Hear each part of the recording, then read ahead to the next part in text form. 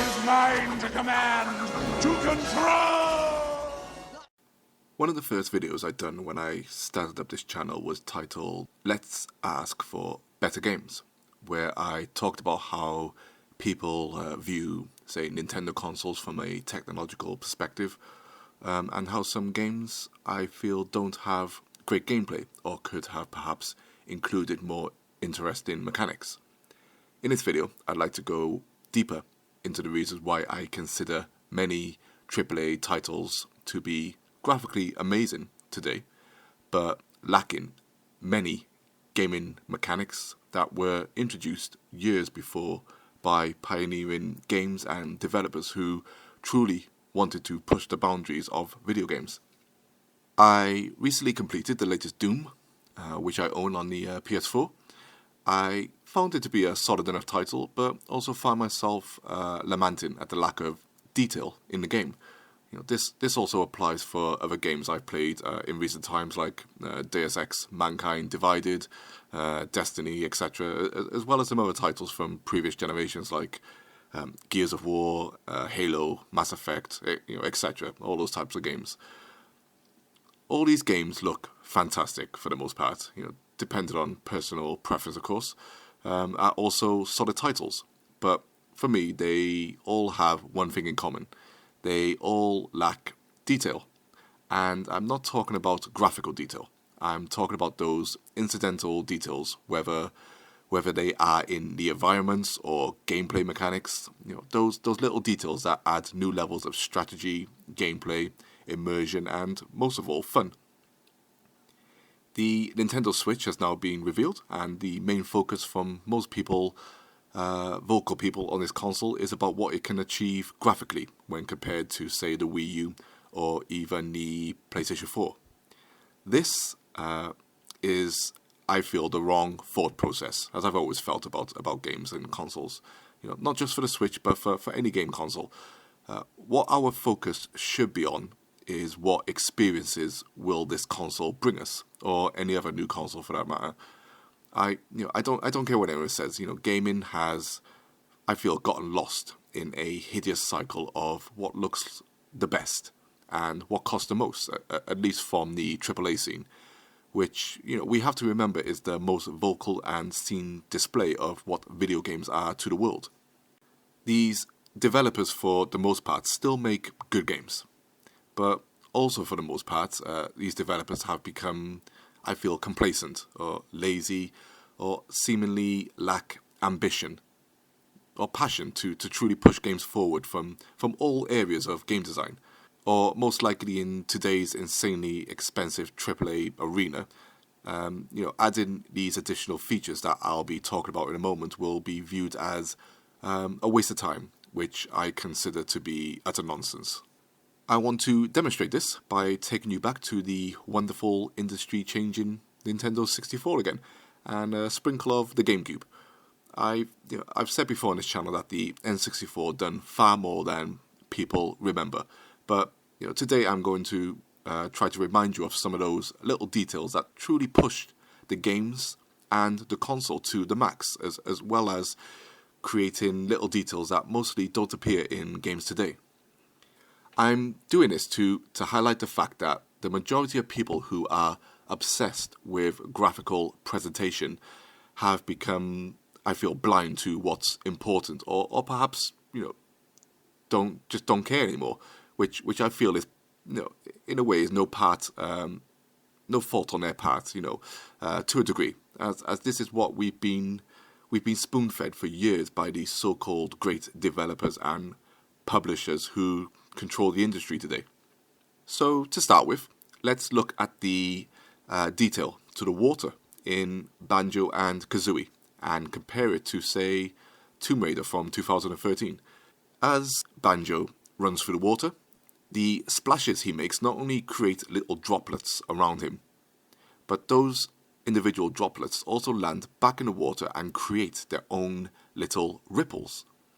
This is stunning attention to detail, and on the bloody N64, a console nearly 20 years old. Even when Banjo's swimming through the water, you still get those splashes and the ripples, but as he dunks in the water, he creates bubbles underneath the water that slowly rise to the surface and create their own ripples. This is amazing. Yeah, you you might laugh, but it's such details like this that you remember and smile at. Adding more weight and immersion to the environments that you're in. Rare were one of those developers who not only wanted to push the N64 to the max, but also wanted to push video games as a medium to the max. They delivered high quality graphics and gameplay, through arguably all of their titles in that era.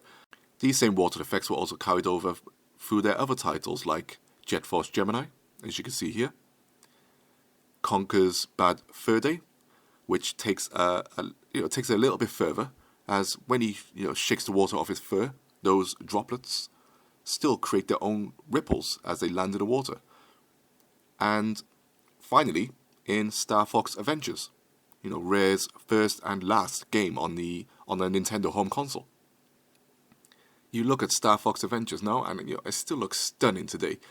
And even using similar grass effects that were present in Viva Pinata on the Xbox 360. Let me say that again. The GameCube was doing similar effects on, as the Xbox 360. I love the GameCube. It was a beast of a machine.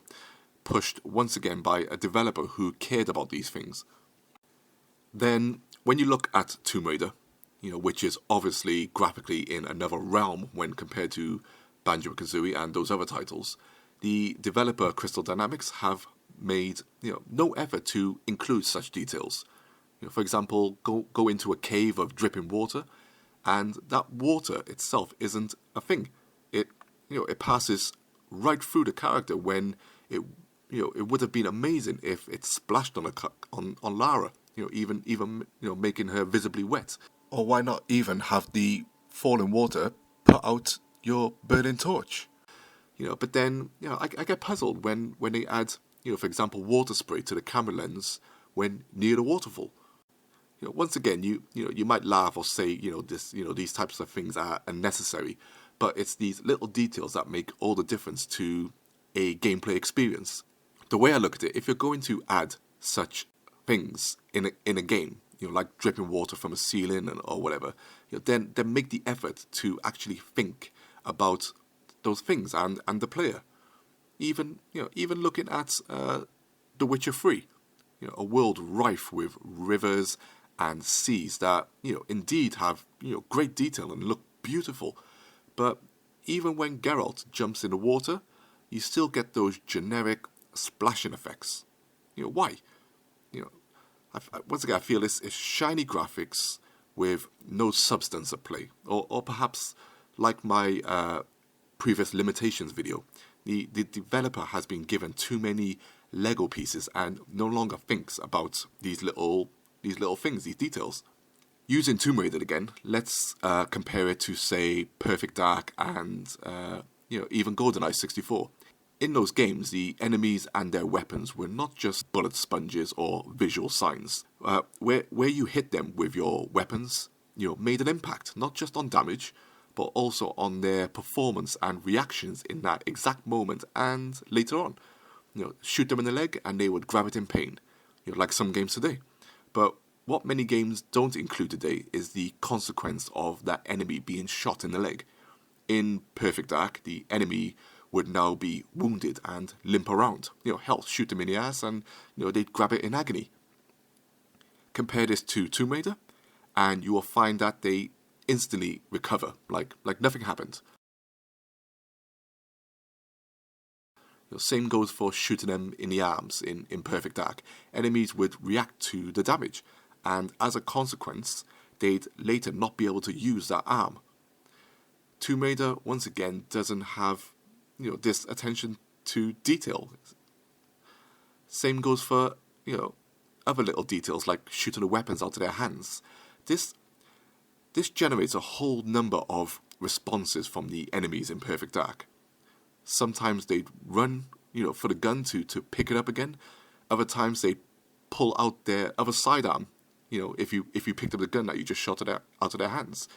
Other times they put their hands up in the air and plead for their lives, or even remain defiant. Yeah, hell, sometimes with no weapon at all, they try to kung fu you to death. Which was great. This even happens in games like Jet Force Gemini.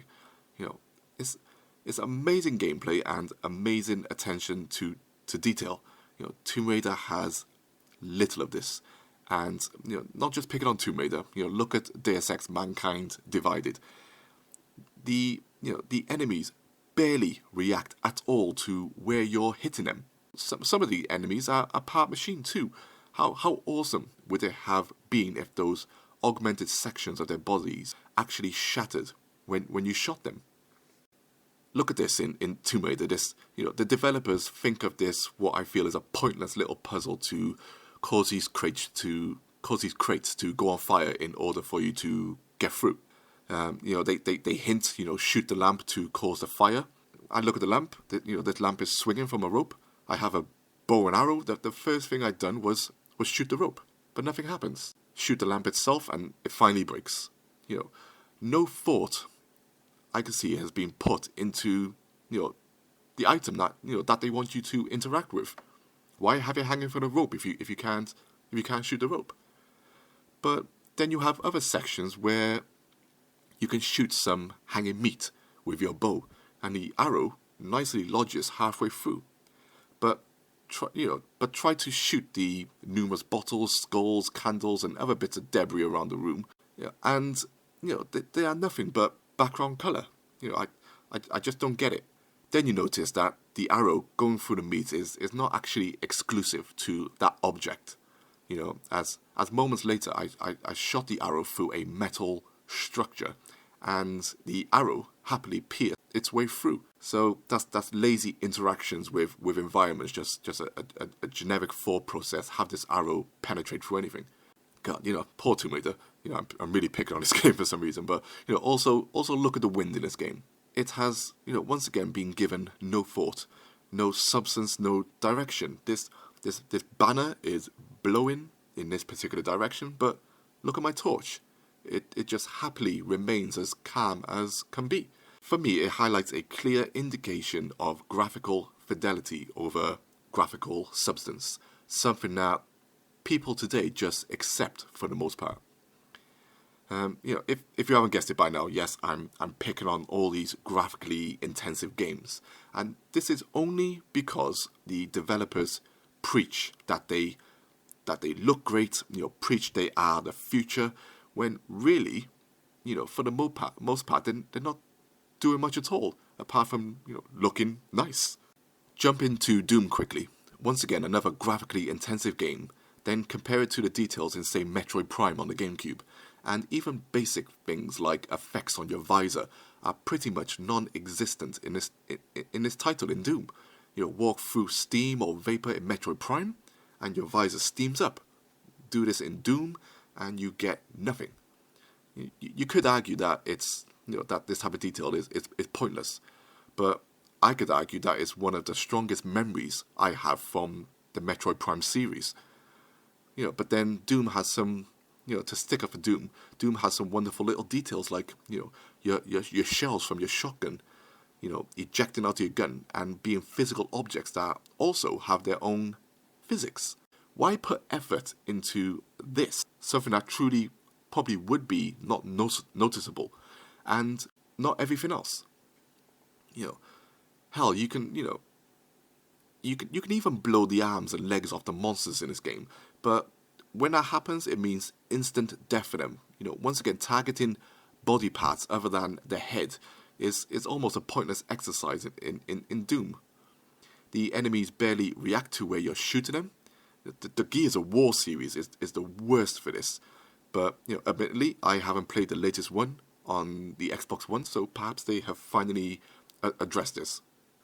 All I'm trying to highlight here is that those people who moan about consoles being underpowered, mostly in regards to Nintendo consoles, of late, they're powerful, and I say that with quotations, they're powerful PlayStation 4s and Xbox Ones have software that isn't doing stuff that happened 20 years ago. It's got nothing to do with the consoles at the end of the day, in my opinion. opinion, it's all to do with what the developers put into the games. And for the most part, these days, there is a lot they don't do. Whether they are lazy, forgetful, or the cost of AAA games today is being used in the wrong areas.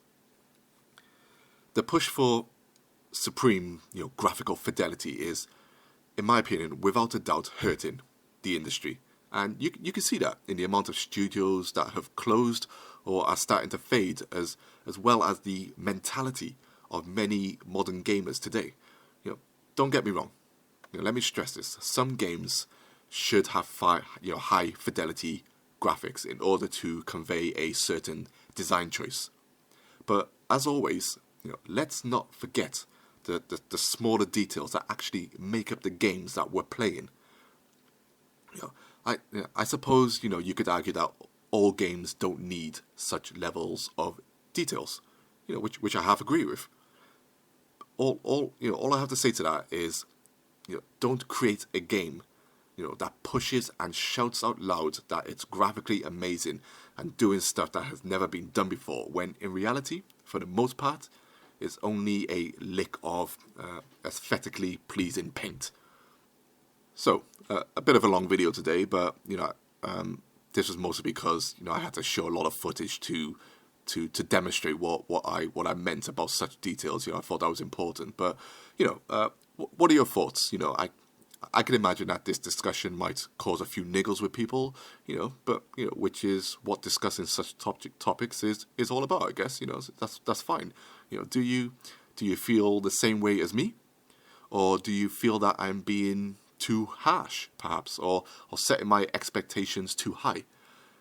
Once again, I feel my expectations are only set to this level because of what the developers push in their selling of such titles. I say developers and the publishers as well. But anyway, as always, thanks for watching, and I look forward to your comments below. Peace.